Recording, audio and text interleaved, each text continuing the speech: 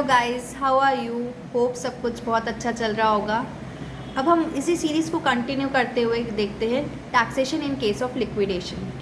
Liquidation mainly companies का होता है। लिक्विडेशन क्या होता है? ये एक ऐसी प्रोसेस होती है जिसमें कंपनी अपने बिजनेस को बंद कर रही होती है। वो अपनी असेट्स को रियलाइज़ करती है और अपनी आउटसाइड लायबिलिटीज़ को पे ऑफ करती है। इसके बाद अगर कुछ सरप्लस बच जाता है तो वो शेयर होल्डर्स में डिस्ट्रीब्यूट कर दिया जाता है। अभी सरप्लस दो तरीके से डिस्ट्रीब्यूट होता है, या तो कंपनी असेट्स को सेल करके जो कैश रियलाइज़ करेगी वो डिस्ट्रीब्यूट कर देगी, या फिर कंपनी असेट्स ही डिस्ट्रीब्यूट कर देती है शेयर होल्डर को। यदि केस 1 है कि कंपनी असेट्स को रियलाइज़ करके कैश डिस्ट्रीब्यूट करेगी, इस केस में कैपिटल गेन टैक्स कंपनी के हाथ में ही लगेगा जब वो असेट्स सेल करेंगी। शेयर होल्डर के हाथ में कोई टैक्स है ही नहीं। अगर कंपनी कैपिटल असेट डिस्ट्रीब्यूट करती है surplus, in that case company के हाथ में कोई टैक्स नहीं है। बट हाँ, शेयर होल्डर के हाथ में अगर हम देखें, चूँकि उसके शेयर के एक्सचेंज में उसे असेट मिल रही है तो कैपिटल गेन कैलकुलेट होगा। ऑल्सो हमने पढ़ा है डीम्ड डिविडेंड में कि अगर कंपनी लिक्विडेशन के टाइम कोई सी भी कैपिटल असेट ट्रांसफ़र करती है, इन दैट केस वो to the extent of accumulated profit क्या मान लिया जाएगा? Deemed dividend. अभी एक्यूमुलेटेड प्रॉफिट क्या होता है? वो प्रॉफिट जो कंपनी ने बांटा नहीं है, अपने पास रिटेन करके रखा है, उसे कहते हैं हम accumulated profit.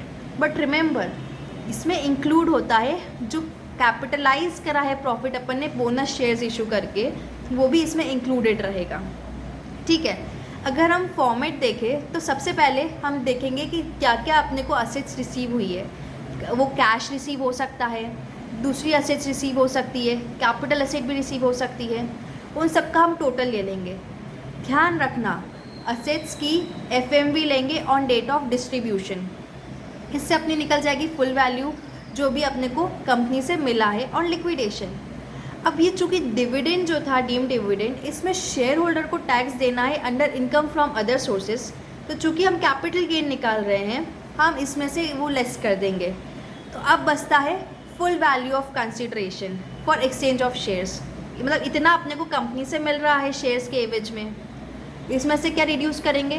Cost of acquisition या फिर index cost of acquisition of shares, जो शेयर होल्डर ने जितने में शेयर परचेज किया था, जिसके एवज में ये असेट्स मिल रही है। ठीक है, ध्यान रखना, इसमें जो पीरियड ऑफ होल्डिंग रहेगा वो up to date of liquidation होगा।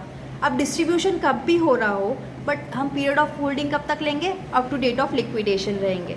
इसे लेस करने के बाद हमारा आता है कैपिटल गेन। ये शॉर्ट टर्म भी हो सकता है और लॉन्ग टर्म भी हो सकता है। इस पे टैक्स भरना है शेयर होल्डर। नाउ अब जो कैपिटल असेट लिक्विडेशन पे मिली है, इसको शेयर होल्डर फर्दर सेल करता है, तब क्या होगा? तब उसके हाथ में कैपिटल गेन लगेगा। फुल वैल्यू ऑफ कंसिडरेशन, जो भी अपने को सेल कंसिडरेशन मिला है वो। कॉस्ट ऑफ एक्विजिशन वो होगी एफएमवी, जो हमने कैपिटल गेन कैलकुलेट करते टाइम निकाला था लिक्विडेशन के टाइम, वो होगी असेट्स की कॉस्ट ऑफ एक्विजिशन, क्योंकि उस पर हमने टैक्स पहले दे दिया है। पीरियड ऑफ होल्डिंग, जब से वो असेट हमें मिली है ना, वो पीरियड ऑफ होल्डिंग हो जाएगा। इसे लेस करने के बाद उनका निकल जाएगा कैपिटल गेन, और उस पर शेयर होल्डर को कैपिटल गेन टैक्स देना है। सो दिस वॉज लिक्विडेशन और उसका taxation. Hope you enjoyed it, and yes, for further queries feel free to contact. Thank you.